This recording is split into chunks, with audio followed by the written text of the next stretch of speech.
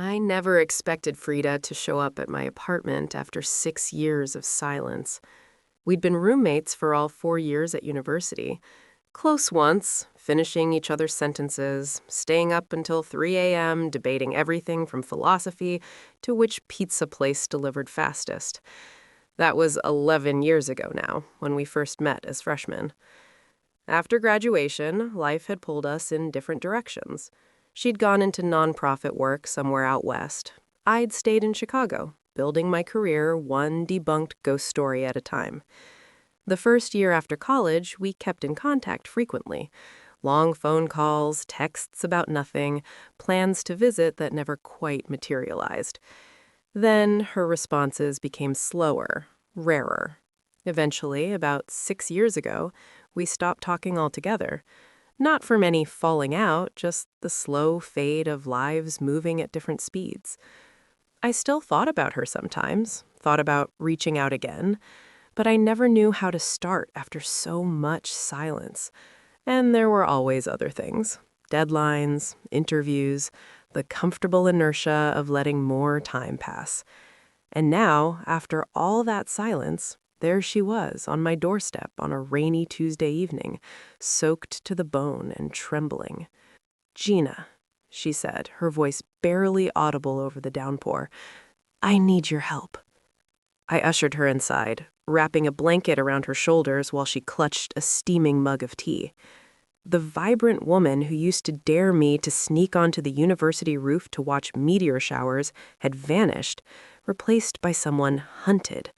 Dark circles, trembling fingers with bluish nail beds, eyes that wouldn't focus on anything for more than a second.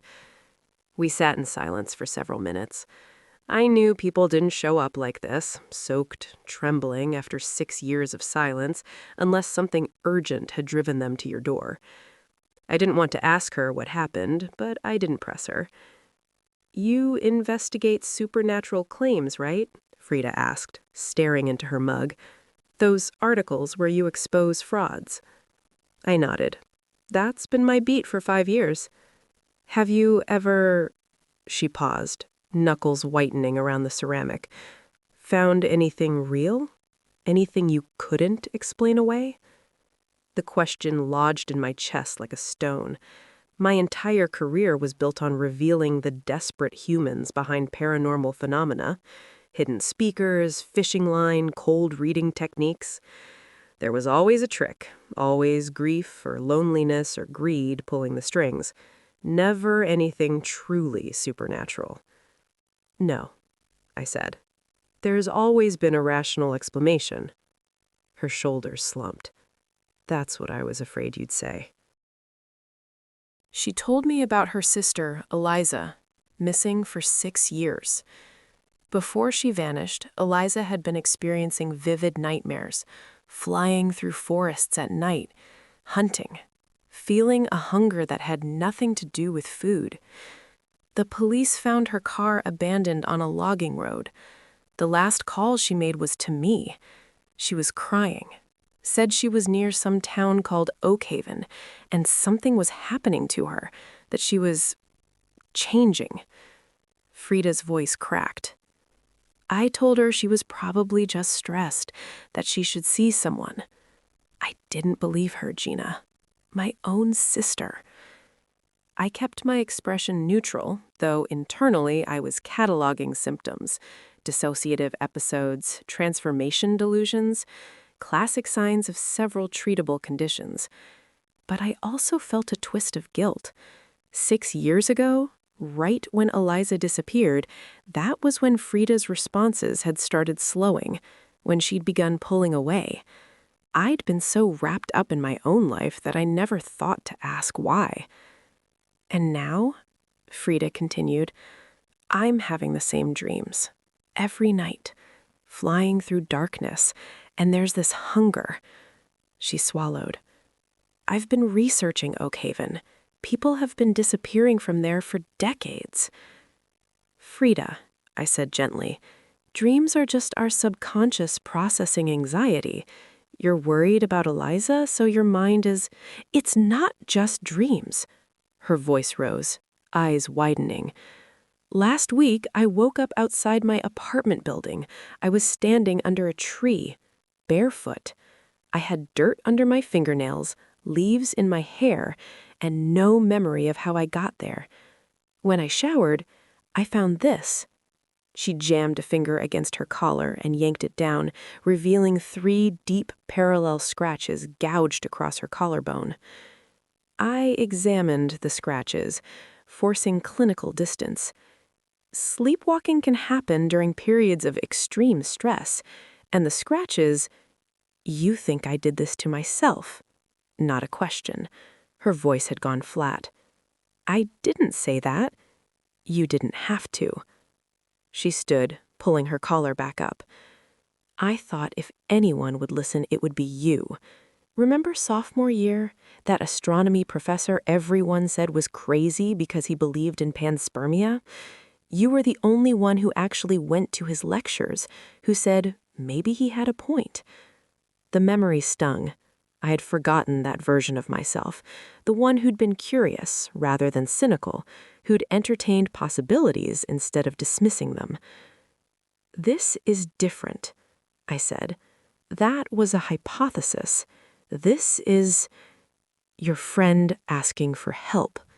Her eyes filled with tears. I'm scared, Gina. I think I'm running out of time. Then let me help you find a good therapist, someone who specializes in trauma and— She grabbed her bag.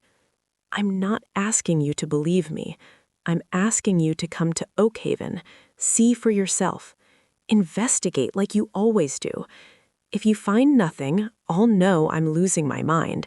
But if you find something— She trailed off, heading for the door.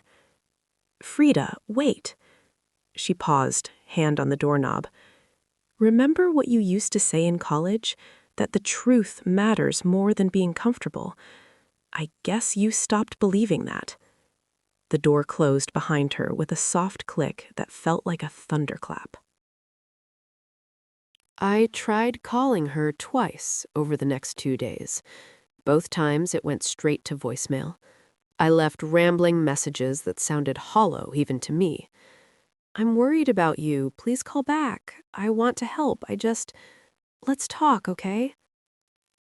The third night after her visit, I jolted awake at 3 a.m. to scratching at my window. My heart hammered as rational thought fought with primal fear. Tree branches, had to be, but I lived on the 7th floor of a high-rise. The sound continued, rhythmic, scratch, scratch, scratch. I switched on my bedside lamp and approached the window. Nothing immediately visible through the glass, just Chicago's nighttime glow reflecting off neighboring buildings. I pulled back the curtain fully. 3 parallel marks scored deep into the glass from the outside. Fresh. I could see tiny fragments of glass dust on the sill, glinting in the lamplight. I pressed my fingers to the glass, feeling the grooves. Warm. I didn't sleep for the rest of the night. Morning brought no clarity, only exhaustion and the kind of second-guessing that comes from sleep deprivation. Maybe the scratches had been there for days, and I'd just noticed them. Maybe the warmth was my imagination. But Frida's words kept circling. I woke up with dirt under my fingernails. I think I'm running out of time. I made coffee and opened my laptop, telling myself it was just professional curiosity. A quick search on Oakhaven couldn't hurt. I dug deeper, using investigative techniques that had served me well in the past. Archived newspaper articles, forum posts, county records. Slowly, a pattern emerged, not of explicit disappearances, but of gaps. People mentioned in one year's community newsletter who were inexplicably absent the next. Property records showing sudden transfers, obituaries with vague causes of death. For a town of barely 3,000 people, the numbers didn't add up. I called the Oakhaven Police Department, claiming to research small-town law enforcement for an article. The sergeant was cordial until I mentioned missing persons. We don't have that problem here, His voice went flat. "You've gotten bad information."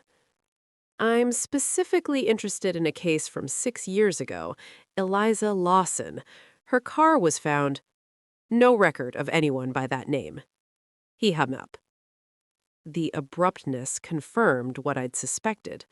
They were hiding something. That night, I dreamed of flying. Not the pleasant floating of typical dreams, but something predatory. My body sliced through darkness, guided by scents I had no name for. Warm blood, fear, the electric taste of living things. Below me, a forest sprawled endless and ancient. I wasn't alone. Other shapes moved through the night, and I understood them without language, felt their hunger as my own. I awoke clutching my sheets, heart racing. I checked my fingernails immediately. Clean, nothing. So I relaxed, laughing shakily at myself for being so paranoid. Just a dream. I was worried about Frida, and my subconscious was processing that worry in vivid, unsettling ways. Perfectly normal psychological response to stress. I went through my morning routine with that familiar sense of relief that comes with rational explanation. By the time I'd showered and made coffee, everything had settled back into its proper place. Everything made sense again. The first email arrived on the 4th day. Frida.eliza@nightmail.com. Subject line: Help. Body text: 342 Ravens End Road, Oakhaven. Just an address. Nothing else. I stared at the screen, my cursor hovering over the reply button. Then, 10 minutes later, a second email from the same address arrived. Subject line: Don't come. Body text: I think it's too late for me. I'm sorry I dragged you into this. Don't come. I tried calling. The number was disconnected. I stared at my laptop screen for 20 minutes, the cursor blinking in an empty reply field. What could I possibly say? In the end, I didn't reply. I packed a bag instead. As I loaded my car, I caught sight of my reflection in the driver's side window. I looked tired, hadn't been sleeping well, but nothing I hadn't dealt with before when a story consumed me. What worried me was Frida. Those emails bothered me. Frida genuinely believed something was happening to her. She needed support, possibly professional help. 6 years ago, I'd failed her by not being there when Eliza disappeared. This time, I wouldn't. I sent my editor an email saying I was going out to investigate a lead. I wasn't lying. I was going to Oakhaven to investigate something. Something fishy was happening in that town. All those gaps in records, the way that sergeant had shut me down. Whether it was a cult preying on vulnerable people or just a town covering up disappearances, there was a story there. And maybe in finding that story, I'd find Frida. So I got in the car and drove northwest, watching Chicago's skyline shrink in my rearview mirror. The landscape changed gradually. Urban sprawl gave way to suburbs, then farmland, then forest. The trees grew denser, older, their branches forming a canopy so thick that the afternoon light barely penetrated. The closer I got to Oakhaven, the more wrong I felt. Not sick, exactly, but restless. My skin felt too tight. My senses seemed sharper. I could smell the pine through my closed windows, could hear the crunch of gravel under my tires with unnatural clarity. Around 40 miles from Oakhaven, my GPS signal failed. Then my cell service died completely. I relied on road signs after that. Dusk was falling fast, the forest pressing close on both sides of the highway. When I saw a faded sign advertising lodging and food next exit, I decided to stop for the night. Better to arrive in Oakhaven in daylight, when I could think clearly and approach this like a professional investigation. The exit led to a nothing town, just a rundown motel and a diner across the parking lot. The Pines Motor Lodge, the sign said, though half the letters were burnt out. It would do.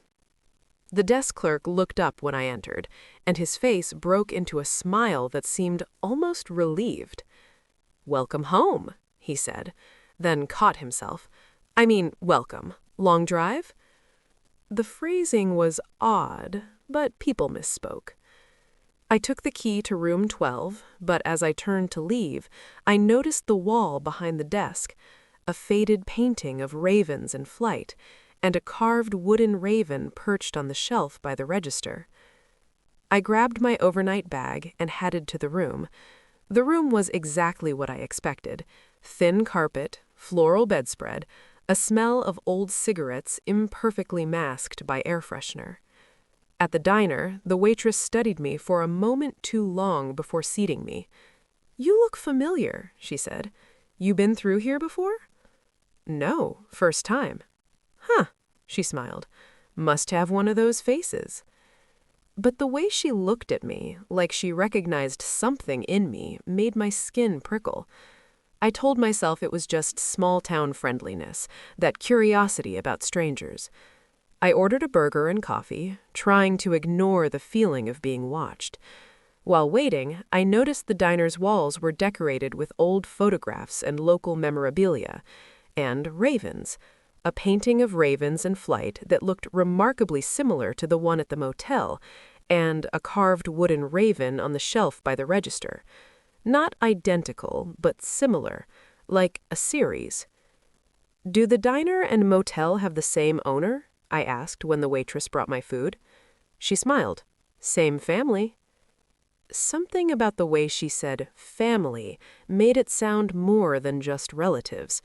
But I was reading too much into things, letting Frida's paranoia seep into my own thinking. I ate quickly and returned to my room. By 10 p.m., exhaustion won out.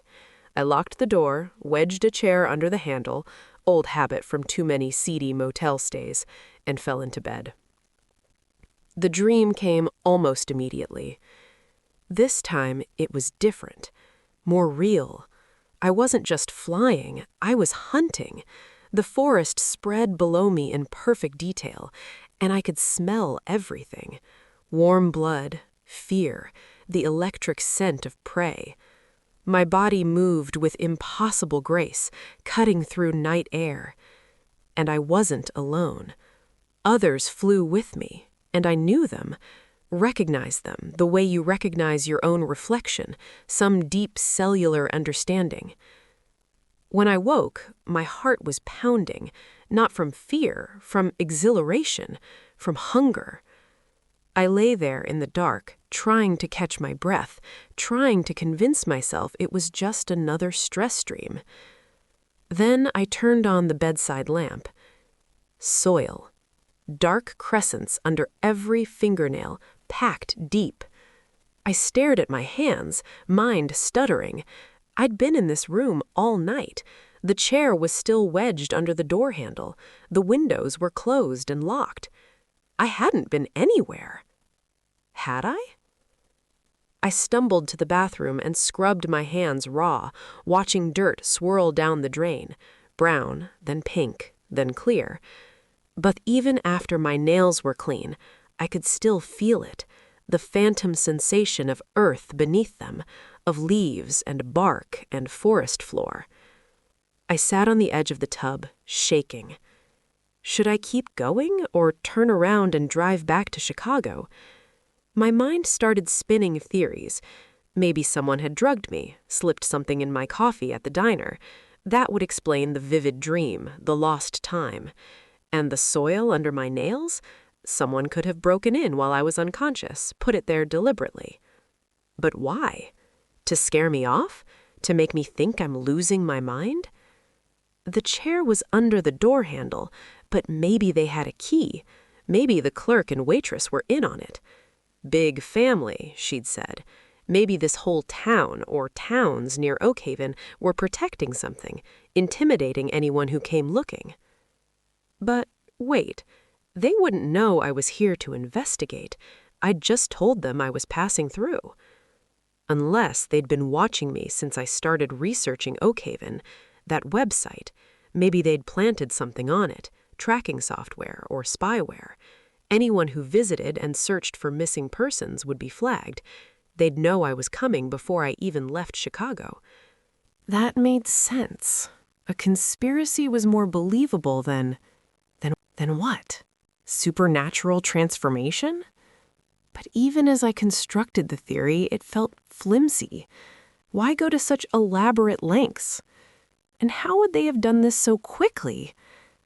I stood up, steadying myself. Either way, conspiracy or something impossible, Frida was still in Oakhaven, still in danger, and I'd come this far. I wasn't turning back now. When I finally crossed into Oakhaven, the air itself felt different, thicker somehow, pressing against my skin. The pressure in my chest released all at once, replaced by a strange sense of arrival, of homecoming. Which made no sense. I'd never been here before. Had I? The town looked ordinary at first. Main Street, small shops, a diner called The Roost, a grocery store with faded awning. But as I drove slowly through town, details snagged my attention. Ravens. Everywhere.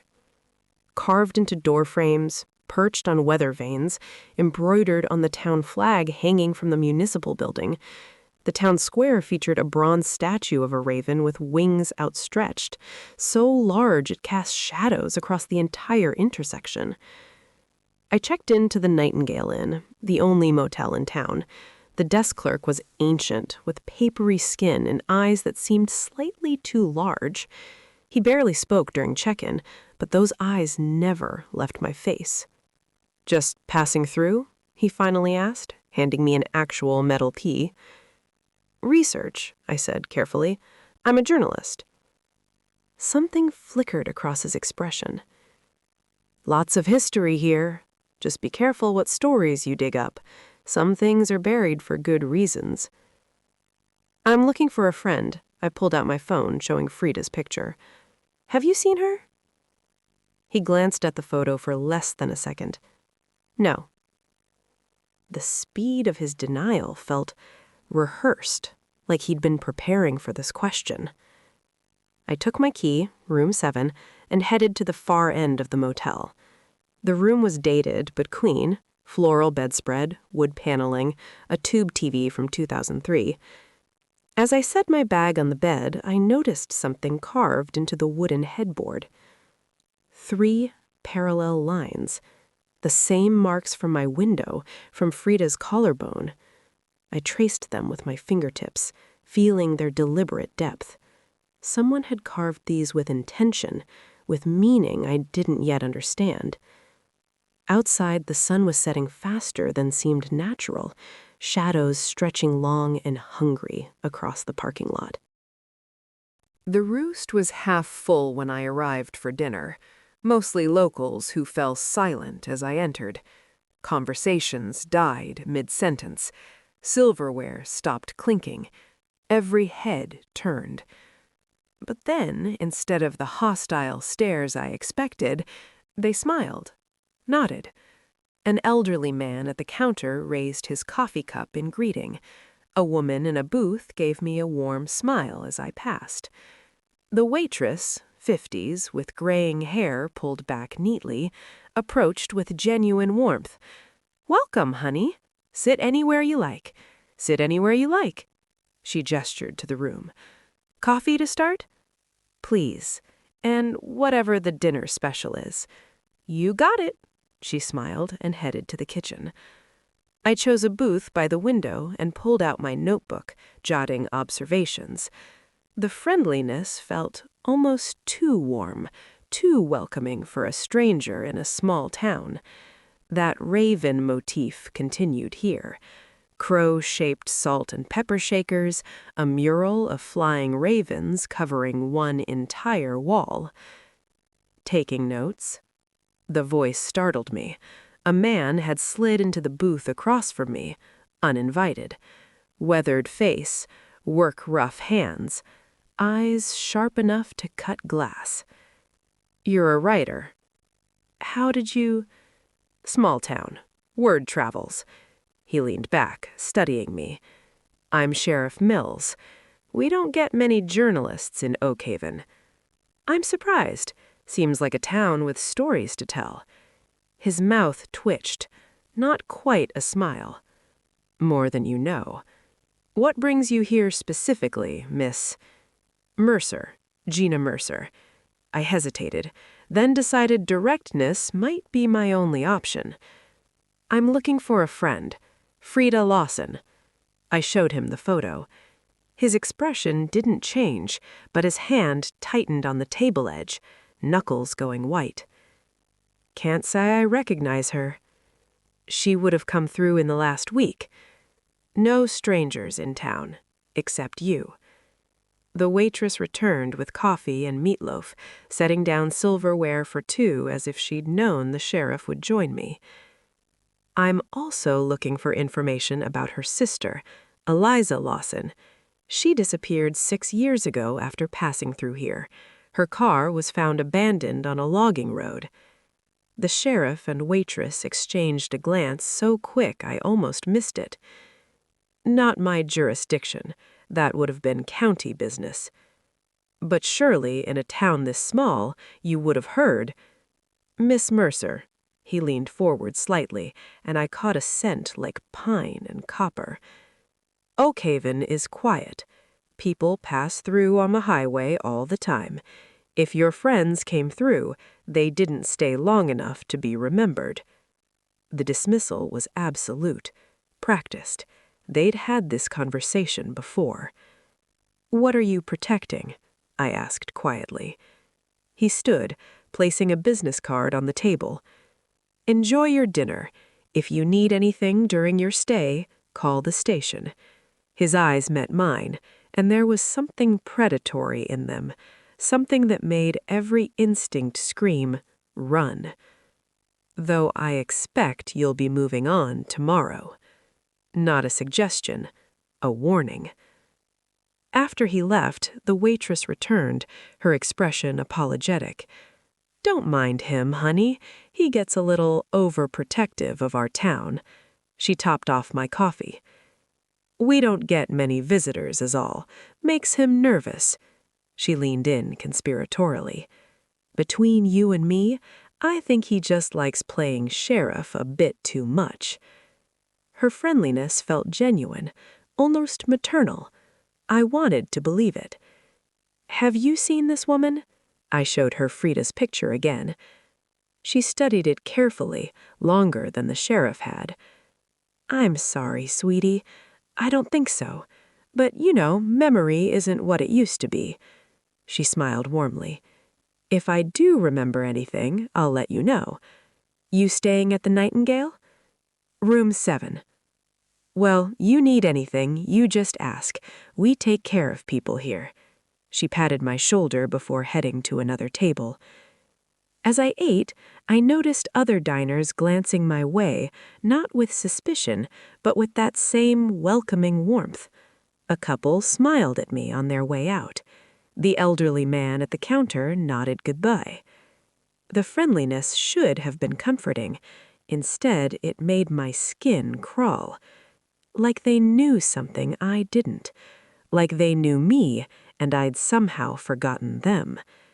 And worse, beneath the creepiness, I felt a weird comfort, like some part of me recognized this warmth, wanted to sink into it.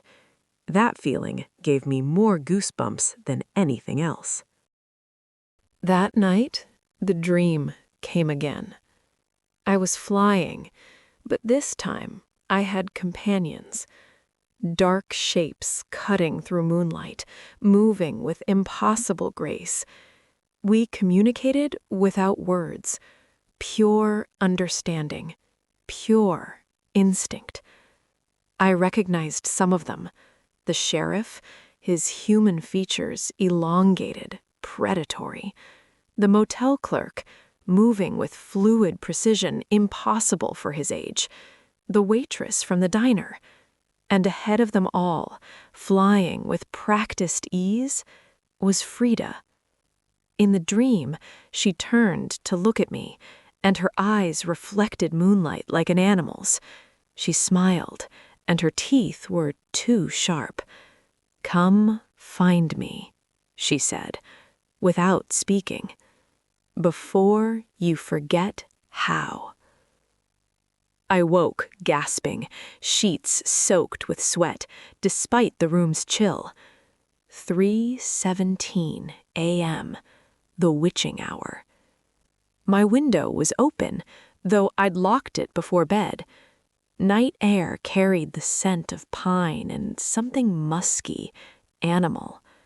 On the bedside table sat a small wooden carving I hadn't placed there, a figure caught mid-transformation, human features elongating into a bird. The craftsmanship was exquisite, disturbing. I picked it up with trembling fingers. Something dark stained the carved grooves. I scratched at it with my thumbnail.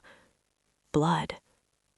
The carving clattered to the floor as I dropped it, the sound too loud in the silent room. So now they added animal blood. I checked my hands in the harsh bathroom light. Soil again. Bark fragments caught under my nails, as if I'd been clawing at trees. A new theory formed. What if this had happened to Frida? If she'd told the police about Eliza's last call, about the dreams, then someone would know. They could use that information, stage these incidents, the soil, the dreams, the sense of being watched, to make her think she was losing her mind, to make me think I was losing my mind.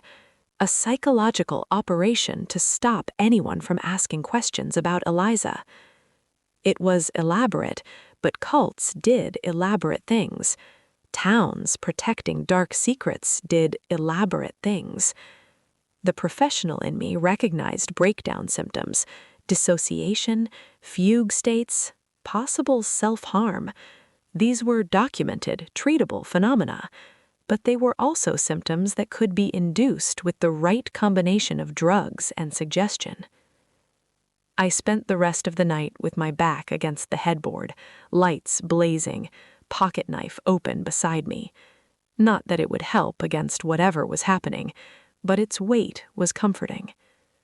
Dawn arrived with agonizing slowness. When sunlight finally filtered through the curtains, I felt my panic receding, replaced by determination. I'd come for answers. Whatever was happening, psychological breakdown, elaborate intimidation, or something impossible, I needed to understand it, and I needed to find Frida. I made a plan. If someone was drugging me, it would be through food or drink. I wouldn't eat anything at the diner today. I'd just pretend, push food around my plate. I'd buy packaged snacks from a grocery store, things that couldn't be tampered with, bottled water with intact seals. And if someone was staging these incidents to scare me off, I'd be ready this time. I'd stay alert, document everything, catch them in the act. I was still thinking like a journalist. That felt like the only solid ground I had left. I spent the morning exploring, notebook in hand, trying to appear like a tourist rather than an investigator. In daylight, Oak Haven seemed almost charming, the kind of small town that should feel welcoming. But now I noticed what I'd missed before. The raven motif wasn't decorative, it was obsessive. Every building featured ravens, in ironwork, in window etchings, in door knockers. The elementary school sign showed stylized ravens in flight. The bank's logo was a raven perched on a pile of coins. Even the fire hydrants had small raven silhouettes painted on them. At the library, a small building that doubled as a community center, I requested books on local history. The librarian was exceptionally friendly, all smiles and helpful suggestions, but I noticed how her eyes tracked my every movement as I browsed the sparse collection. That careful watchfulness never wavered. Most of it was useless, Recipe collections, photocopied newsletters, self-published memoirs. But then I noticed a thin volume in dark leather tucked at the shelf's end. Oakhaven, Guardians of the Ancient Ways by E.L. Montgomery. No publication date. The cover featured an embossed image of 3 parallel lines, the same marks from everywhere else.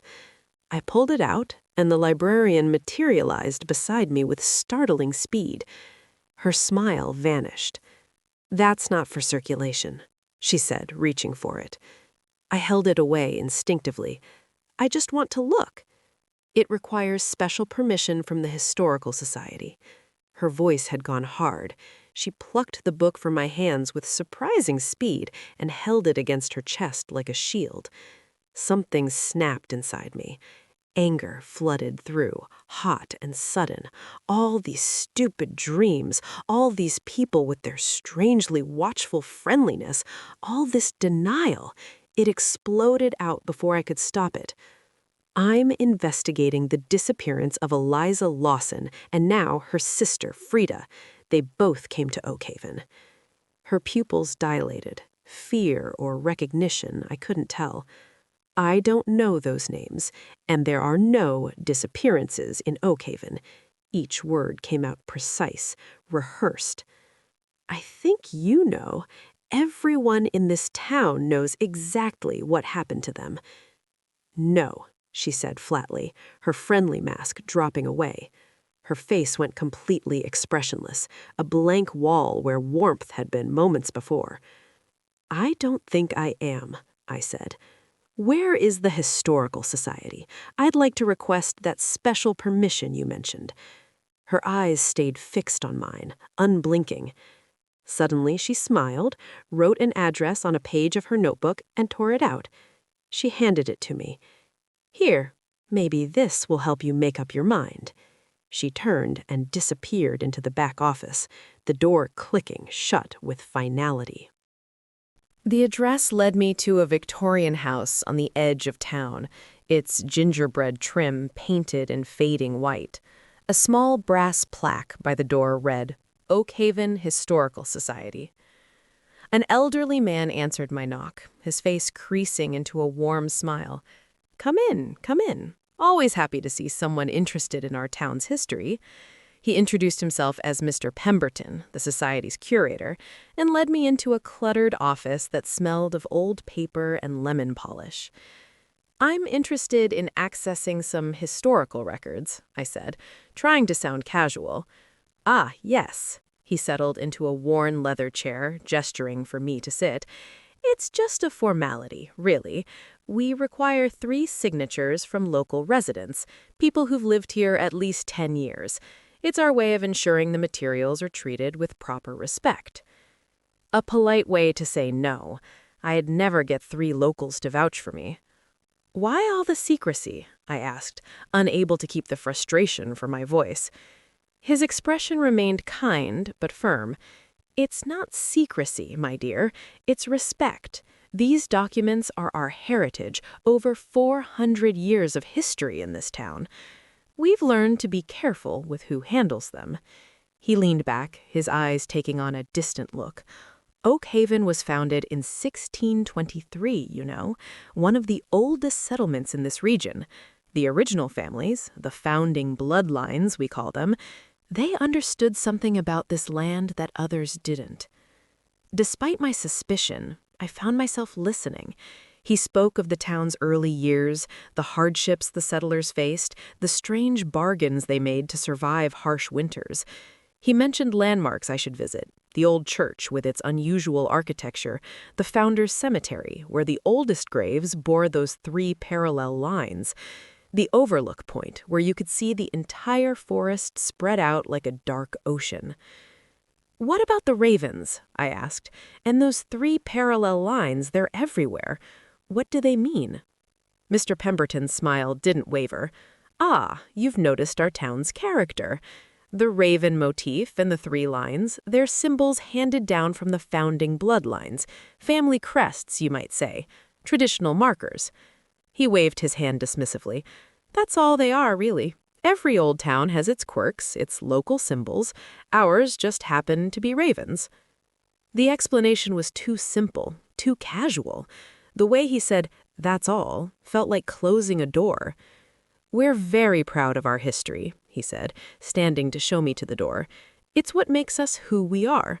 Perhaps if you stay a few days, get to know some locals, you might find those 3 signatures after all." His smile widened. "People here can be quite welcoming once they know you're genuinely interested in understanding Oakhaven." He paused at the door, as if remembering something. "That book you were asking about, Guardians of the Ancient Ways, it really is quite enlightening. Answers a lot of questions people have when they first arrive here." His eyes held mine. "The right questions, anyway. You'd find it very clarifying." "But you don't let people first arrive here read it." He laughed, a warm, genuine sound that somehow made everything worse. "Once you're able to read it, you'll understand why, I promise." I left the Historical Society more confused than when I'd entered, but certain I was close to something true. Whatever Oakhaven guarded, it was tied to the forest, to these marks, to disappearances that weren't acknowledged as such. Outside, the afternoon sun seemed dimmer than it should be, as if the forest canopy extended over the entire town, filtering reality itself. Back at my motel room, I pulled out all my notes, spreading them across the bed.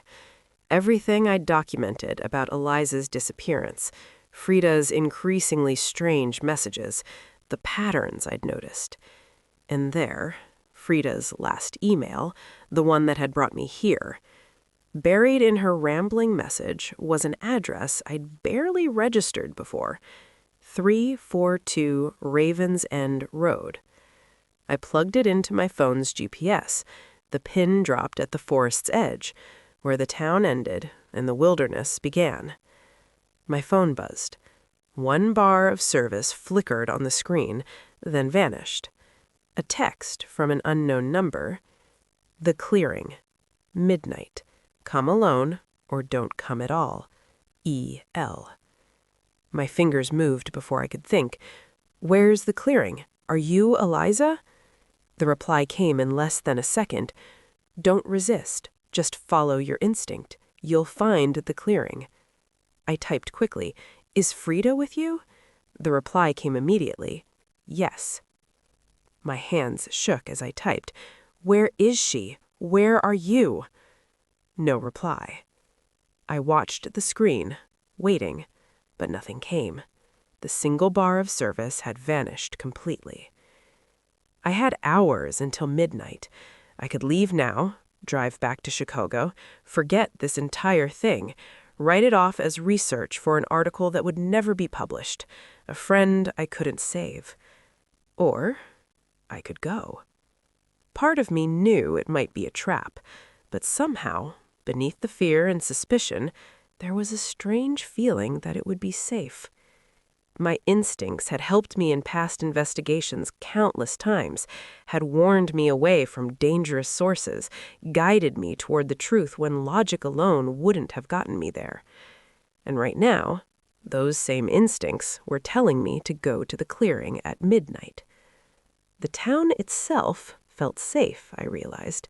Despite the strange dreams, despite the oddly watchful friendliness everyone showed me, despite all the secrets and denials, I felt safe here. That should have terrified me more than it did. I spent the rest of the afternoon in my motel room trying to prepare for midnight. I sharpened my pocket knife, charged my phone and flashlight, wrote down everything that had happened, as if documentation might protect me somehow. I didn't go to the diner for dinner. Instead, I ate some snacks from the vending machine and thought, turned everything over in my mind again and again. At 11:30 p.m., I gave up on waiting. I pulled on my jacket and boots, tucked my knife into my pocket, and slipped out of the motel. The night was eerily still. No wind, no insect sounds, as if nature was holding its breath. My feet carried me toward the forest without conscious decision, along paths I shouldn't have known. In the darkness, shapes defined themselves by shadow, trails revealing themselves between massive trunks. I moved silently, my body instinctively avoiding branches that might snap, as if it already knew the way. Time became fluid. Minutes or hours passed before I smelled smoke and saw the glow of embers ahead. The clearing revealed itself gradually, a circular space surrounded by the oldest trees I'd ever seen, their bark ridged like ancient skin. At its center stood a flat stone altar, worn smooth by time and stained with something darker than rust. A small fire burned in a pit beside it, flames unnaturally blue-green. They emerged from the darkness slowly, figures that were human-shaped but wrong, 2 long limbs, features that shifted between human and avian, eyes that reflected firelight like animals. I recognized them, the sheriff, the motel clerk, the librarian, others I'd seen around town. And there, among them, was Frida. Except it wasn't entirely Frida anymore. Her movements were fluid, predatory. Her eyes caught the firelight and reflected it back, golden and unblinking. When she spoke, her voice carried echoes of wind through branches. "You came," she said, smiling with teeth too sharp to be fully human. "I knew you would." My voice came out as a whisper. "What happened to you?" "I found Eliza." She gestured, and another figure stepped forward, recognizably Frida's sister from the photos I'd seen, but transformed the same way. "She showed me the truth." "Which is?" "You felt it before you even arrived, didn't you? That's why they recognized you at the motel. Once the dreams start, we can sense each other. Especially this close to Oakhaven, the pull is stronger here." I thought about the desk clerk's knowing smile, the waitress's certainty that she'd seen me before. They hadn't been mistaken. They'd recognized what I was becoming. "The dreams you're having are memories, ancient ones, buried in DNA. The people of Oakhaven have carried this bloodline for generations. Most live normal lives, never knowing, but some of us are called back." "Called back to what?" My voice sounded small. "To what we were before we pretended to be only human," Frida said. "The old stories called us night ravens, skin changers, wind walkers. We're human, mostly, just more." "The disappearances, the people who vanished." "No one disappears. We just choose a different life, a true life." "You have a choice," Frida said. "You can leave now, fight the change, live in denial." Her expression softened. "Or you can embrace it, stop fighting what you're becoming, and remember who you really are." "What if I can't stop it? What if I'm already too far gone?" Frida exchanged a glance with Eliza. Something passed between them, a warning maybe, or permission. "The transformation only completes if you accept it, if you take someone's hand and choose to fly. You can still walk away. It'll be hard. You'll keep dreaming, keep waking up with dirt under your nails. But eventually, if you stay away from here, from us, the pull will fade. You'll go back to being fully human." The words sounded rehearsed, practiced. Something about this felt like a lie, but I couldn't tell which part, couldn't tell if they were lying to me or to themselves. "And if I stay?" I asked. "Then you'll finally understand what you've been missing." Frida extended her hand, fingers elongated into talons. "Come with us. Fly. See what freedom really means." I looked at her hand, then at the forest surrounding us, then at the night sky visible through the canopy above, vast, mysterious, full of currents I'd never felt. Every rational part of me said to run, to get in my car and drive back to Chicago and find a therapist and process this like the psychological crisis it clearly was. But there was another part, growing stronger each moment I stood in this clearing, that wanted to take her hand, that wanted to stop fighting and finally let go.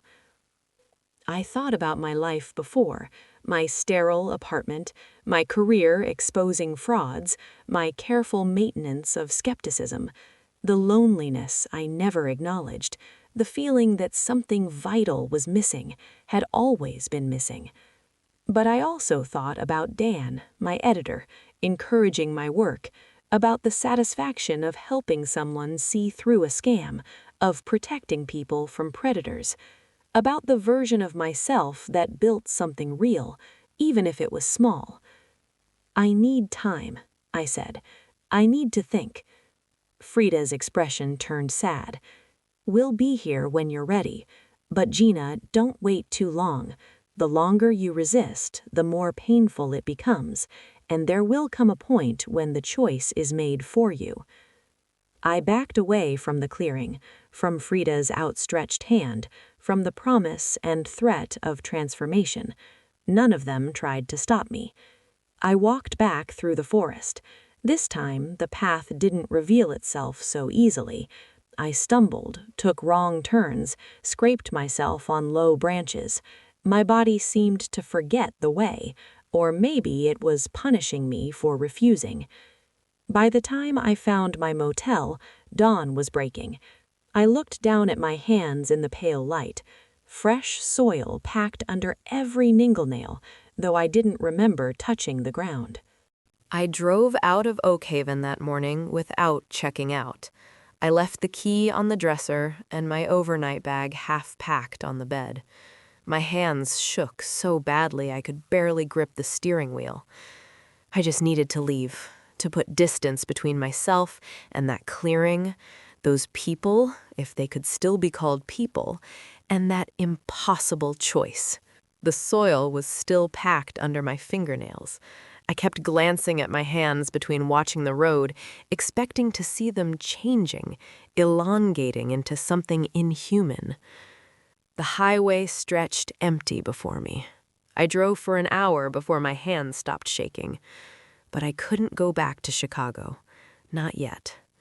I pulled off at a rest stop and sat in my car, trying to think clearly. My phone had service again. I had 17 missed calls from Dan, my editor, and a string of increasingly worried texts. I called him back. Jesus Christ, Gina, where have you been? I've been trying to reach you for 2 days. Small town, I said. No cell service. I'm fine. You don't sound fine. What did you find? What had I found? A town full of people who believed they could turn into ravens? A friend who disappeared into a delusion so complete she'd recruited her own sister? Evidence of my own psychological breakdown? Or something real? I don't know yet, I said, honestly. I'm still investigating. Well, hurry up. I need you back here. There's a case in Rogers Park. Woman claiming her apartment is haunted. Sounds like your kind of thing. My kind of thing.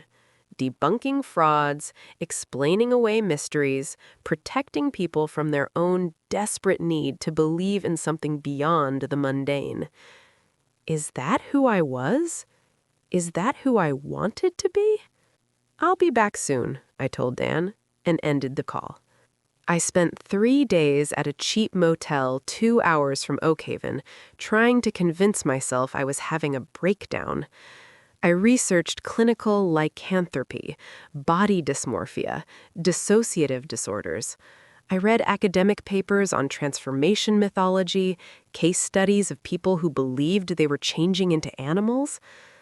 Almost all of them had clear psychological explanations: childhood trauma, schizophrenia, extreme dissociation. But some didn't.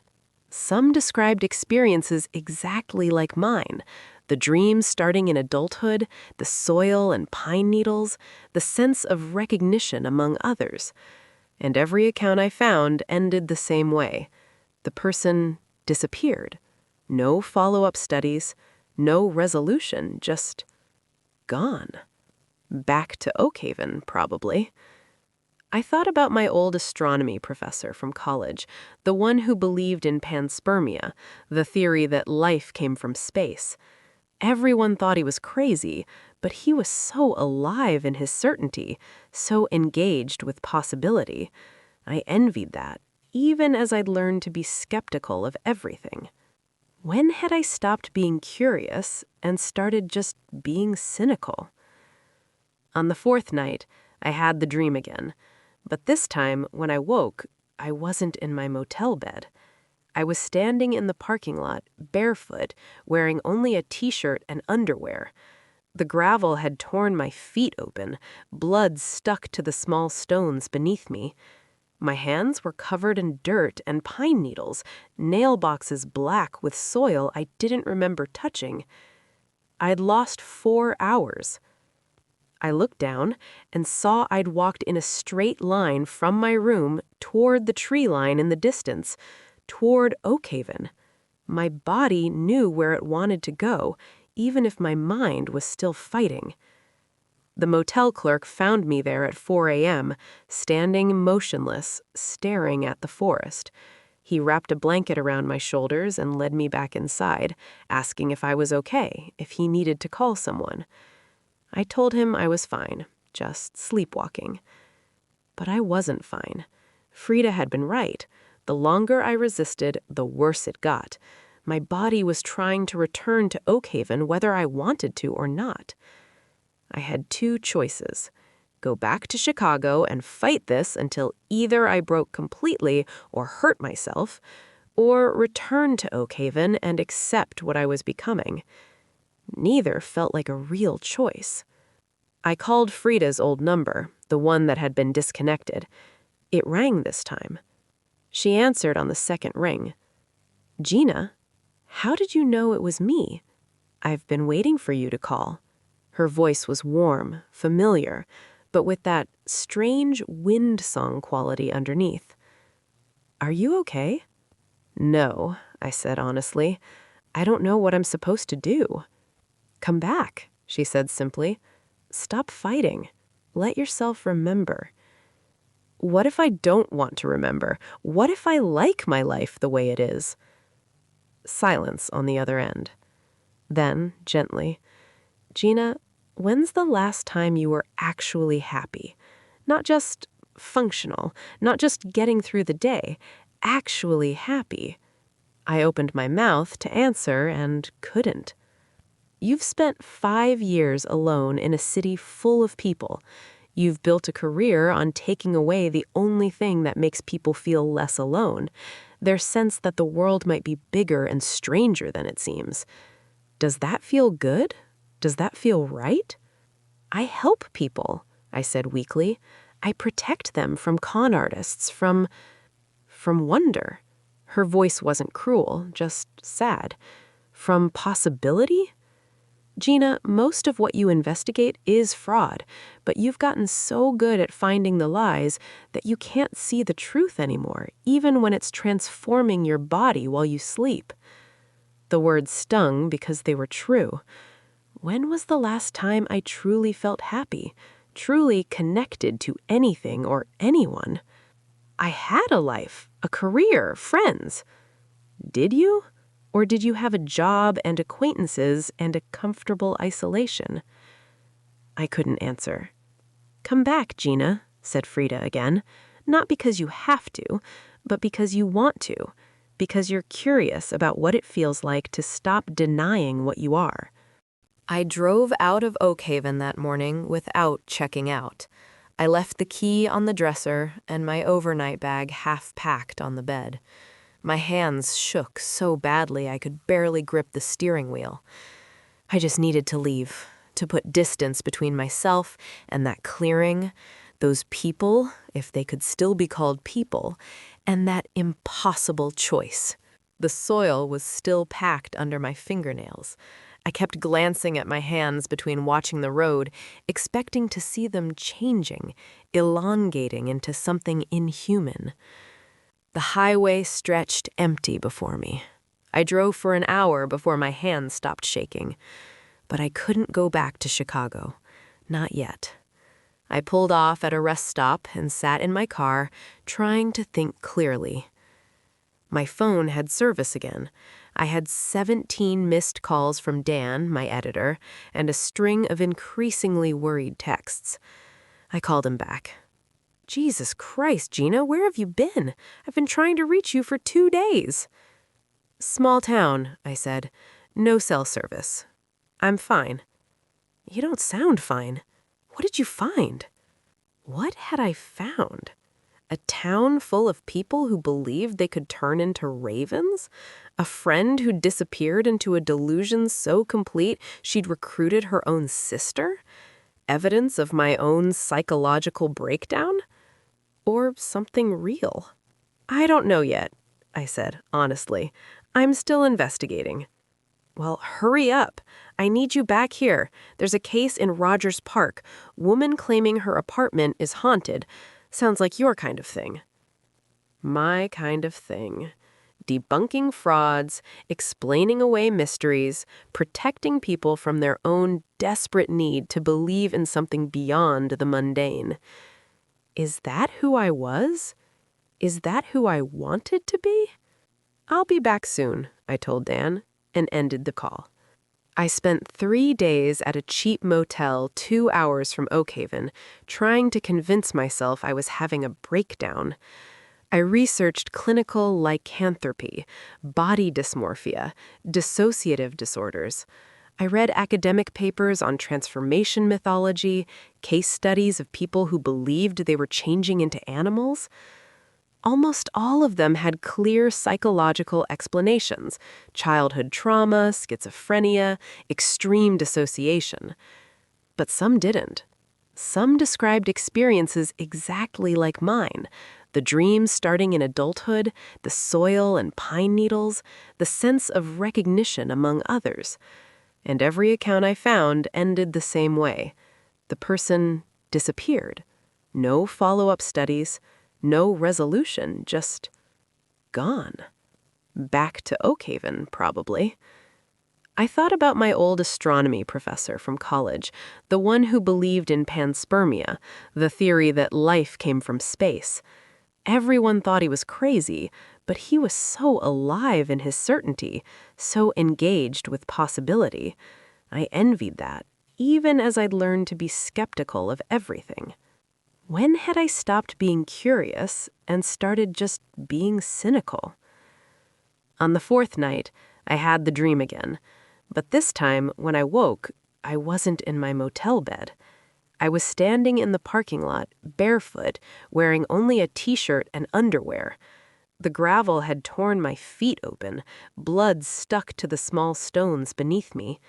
My hands were covered in dirt and pine needles, nail boxes black with soil I didn't remember touching. I'd lost 4 hours. I looked down and saw I'd walked in a straight line from my room toward the tree line in the distance, toward Oakhaven. My body knew where it wanted to go, even if my mind was still fighting. The motel clerk found me there at 4 a.m., standing motionless, staring at the forest. He wrapped a blanket around my shoulders and led me back inside, asking if I was okay, if he needed to call someone. I told him I was fine, just sleepwalking.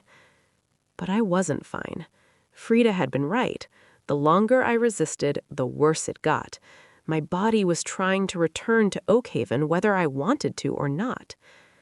I had 2 choices: go back to Chicago and fight this until either I broke completely or hurt myself, or return to Oakhaven and accept what I was becoming. Neither felt like a real choice. I called Frida's old number, the one that had been disconnected. It rang this time. She answered on the second ring. "Gina, How did you know it was me? I've been waiting for you to call. Her voice was warm, familiar, but with that strange wind song quality underneath. Are you okay? No, I said honestly. I don't know what I'm supposed to do. Come back, she said simply. Stop fighting. Let yourself remember. What if I don't want to remember? What if I like my life the way it is? Silence on the other end. Then, gently, Gina, when's the last time you were actually happy? Not just functional, not just getting through the day, actually happy. I opened my mouth to answer and couldn't. You've spent 5 years alone in a city full of people. You've built a career on taking away the only thing that makes people feel less alone, their sense that the world might be bigger and stranger than it seems. Does that feel good? Does that feel right? I help people, I said weakly. I protect them from con artists, from wonder. Her voice wasn't cruel, just sad. From possibility? Gina, most of what you investigate is fraud, but you've gotten so good at finding the lies that you can't see the truth anymore, even when it's transforming your body while you sleep. The words stung because they were true. When was the last time I truly felt happy, truly connected to anything or anyone? I had a life, a career, friends. Did you? Or did you have a job and acquaintances and a comfortable isolation? I couldn't answer. Come back, Gina, said Frida again. Not because you have to, but because you want to. Because you're curious about what it feels like to stop denying what you are. I drove back to Oakhaven the next day. This time, I didn't stop at the motel 40 miles out. I drove straight through, watching the forest grow denser, feeling that pressure in my chest release as I crossed into town. The same people were on the streets, watching me with that same intensity, but now I understood what they were seeing.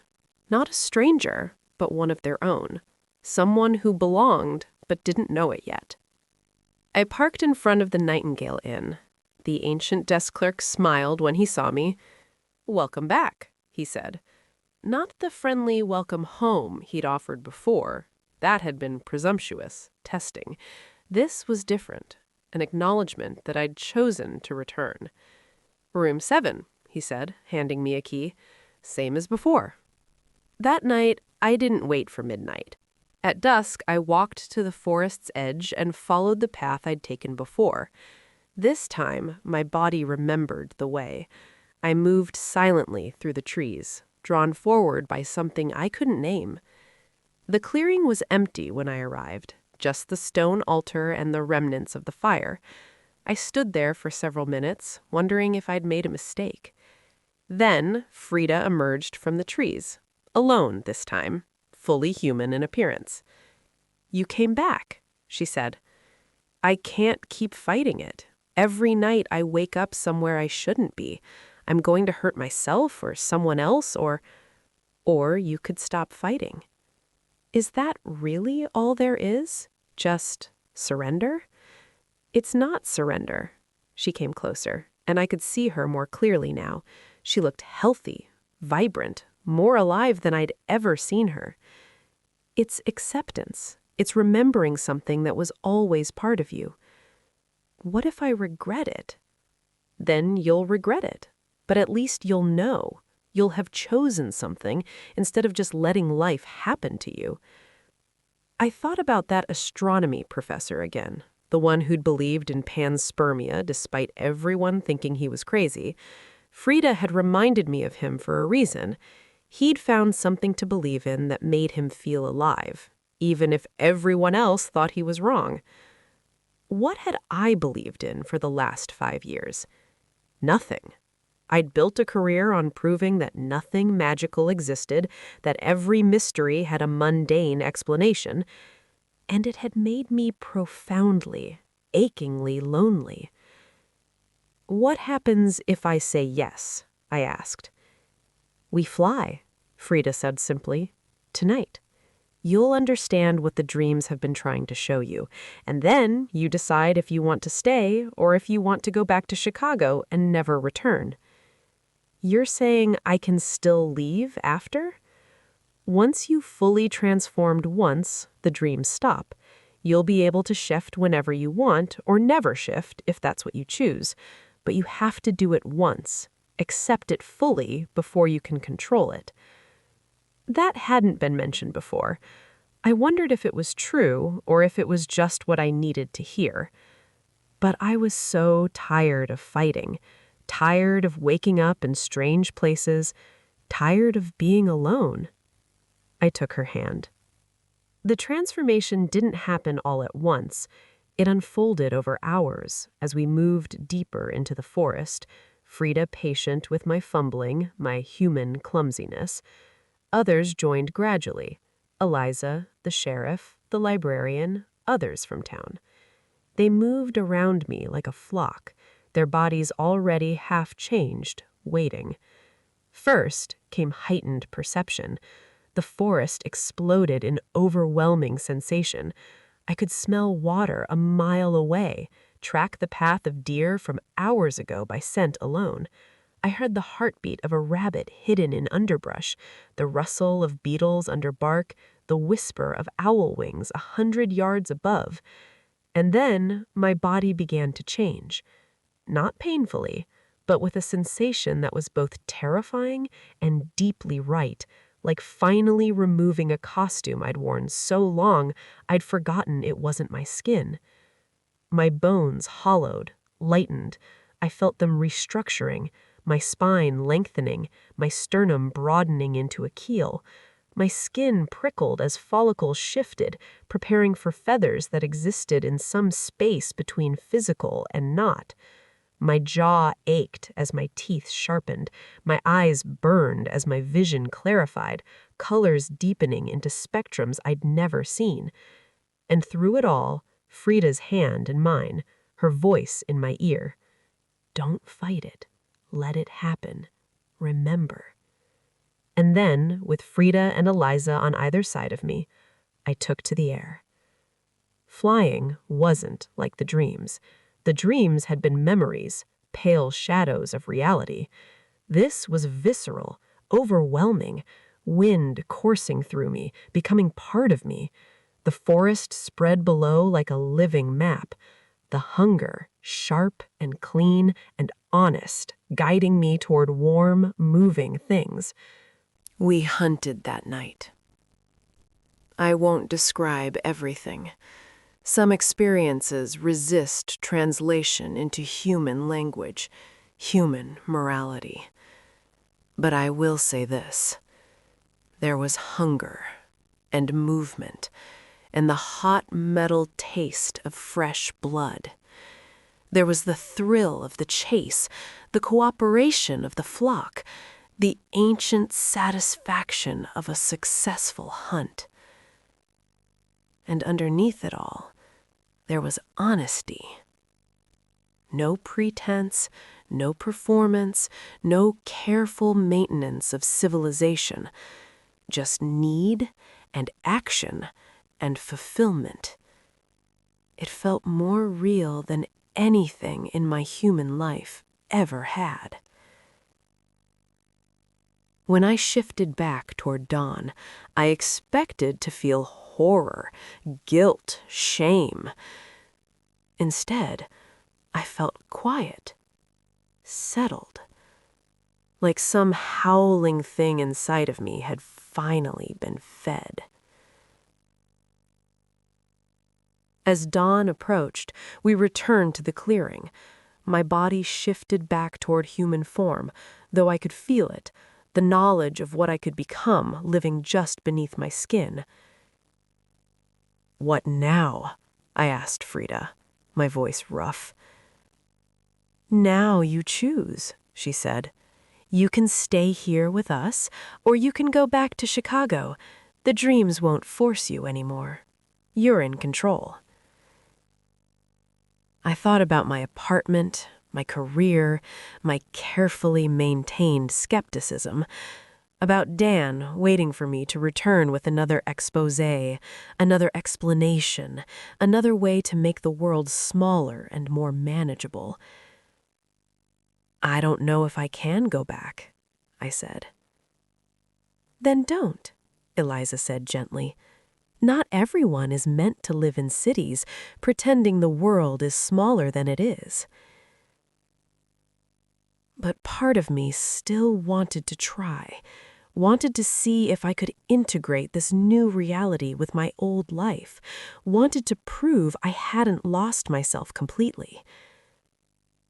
I need to go back, I said, at least for a while.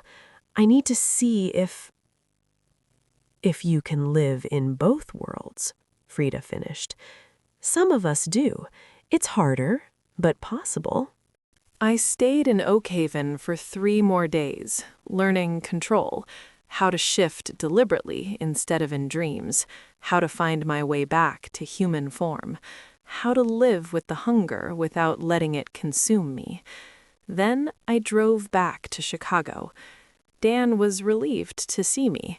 He said, "You look different, good different, like you finally got some sleep." I had. I'd been sleeping better than I had in years. "Did you finish the investigation?" he asked. "Yeah," I said. "The friend I was looking for, she's fine. She just needed some time away from everything." It wasn't quite a lie. I wrote the article about the woman in Rogers Park who thought her apartment was haunted. Turned out to be water pipes and a loose window frame. Simple, mundane, exactly the kind of explanation I'd built my career on. But as I typed, I kept thinking about Oakhaven, about the forest, about the feeling of flying through darkness with Frida and Eliza beside me. I finished the article and sent it to Dan. He loved it, said it was some of my best work. That night, I dreamed of flying again. But this time, when I woke, I was still in my bed, in control. I could choose to shift or not. I chose to shift. I opened my 7th floor window and flew out over Chicago, the city spread below me in grids of light. I flew for hours, circling buildings, riding thermals, feeling more free than I ever felt in my human skin.